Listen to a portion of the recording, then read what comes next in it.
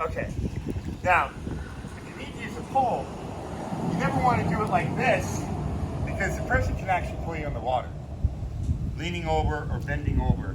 What you do is when you go to rescue, you want to put the pole past them and bring it up hand over hand, and then they'll grab onto it. And you see my footing. Now, if you don't have a lip, do it like this because you want to make sure that you're balanced so that they don't pull you in. The easiest way, actually, to do it is to go lay down just like this. Okay, I don't want to hear any beached whale comments. Put the pole out and pull it in. And that's probably the safest way for you. Again, we don't want you drowning. Because if you drown, we're going to have a lot of problems. We have a double drowning and that's not good at all. Okay, now, the other thing we can do is you can take the noodle, and I'll show you. We talked about using your leg. I also taught you guys about laying down. You can lay down like this on your belly, have them grab on, and bring them in. Again, if you do the wrong thing by leaning over like this, they're going to pull you right in. And that's not going to help anybody. Because now we have two people in the water, we have a bigger problem. So, just remember that. The other thing, talked about using a ladder. If your body's not long enough, you hang on,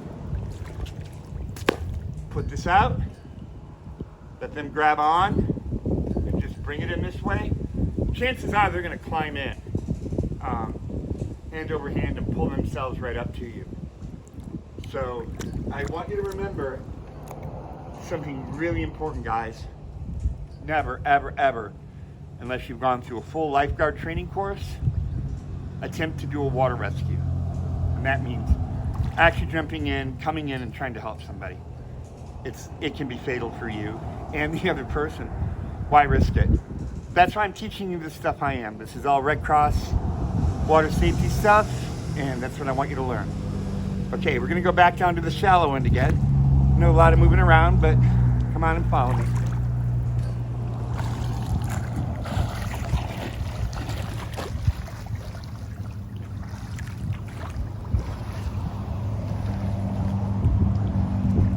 Okay. Now that we're here, I want to talk about some other things that happen in the water. Let's say you're swimming, you're out there with your friends, and you get caught up in seaweed if you're in the ocean, or if you're in a lake, or even a river. Seaweed is very, very dangerous to swimmers, but it doesn't have to be. What happens is, seaweed's in the water, and it's floating around, and it's basically stuck to the bottom, and it comes up like this. But what happens is, if swimmers get it on their feet, they start panicking, and what happens is they kick, it wraps around, and it actually pulls them down to the bottom. So if you get it caught, or you're going through and it's really heavy on your legs, you want to go back to that rescue stroke of just going really slow with your arms, and then don't kick. Then it has nothing to grab onto. And that's how a lot of people drown with seaweed, is because it actually wraps around you, and within 30 seconds, you're pulled underwater. So we have to be really careful with that. Again, if you're going along, you're playing out there and all of a sudden it gets caught, do not panic. You just need to keep your legs straight. I like to cross my legs and then just move my arms really, really slow and get back to the side. Now, if you're a strong swimmer, you can do front crawl, or freestyle crawl as they call it, like this. But you have to make sure that you're not kicking. And it's a scary thing. I've been caught in seaweed. Real quick, I used to take my son when he was a little boy and actually throw him in seaweed. And of course I was with him, but to teach him how not to panic and how not to kick. And it has saved his life a few times knowing that. Now he is a lifeguard and everything else. But, you know, growing up it was a good thing. I'm not telling you to go take your brother or sister and throw him in the water, put him in seaweed. Not good, don't try it. But what I am saying is, if it happens, just nice and easy, don't kick it all, use your arms. Okay, that's about what I have for today. You know, I hope you guys are doing well.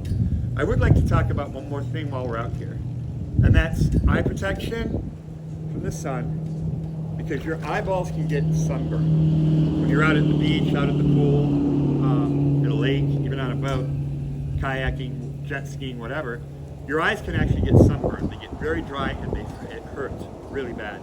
So you want to have good protection for your eyes. Also, you want to put on your arms sunscreen. It's so important, you know. When I was a young lifeguard, when I was 17, 18, and when I was in the Navy, I never wore sunscreen. In fact, it wasn't cool, for one, so we didn't do it. I ended up with skin cancer. I had it on my chest, had it on my leg, had some on my face. And thank God it wasn't the one that kills you, but actually the one here was, but they got it in time. So take it from me, protect yourself. You have to reapply it quite often. It's that's a life-saving tool too. And especially if you have a young brother or sister, you have to do that.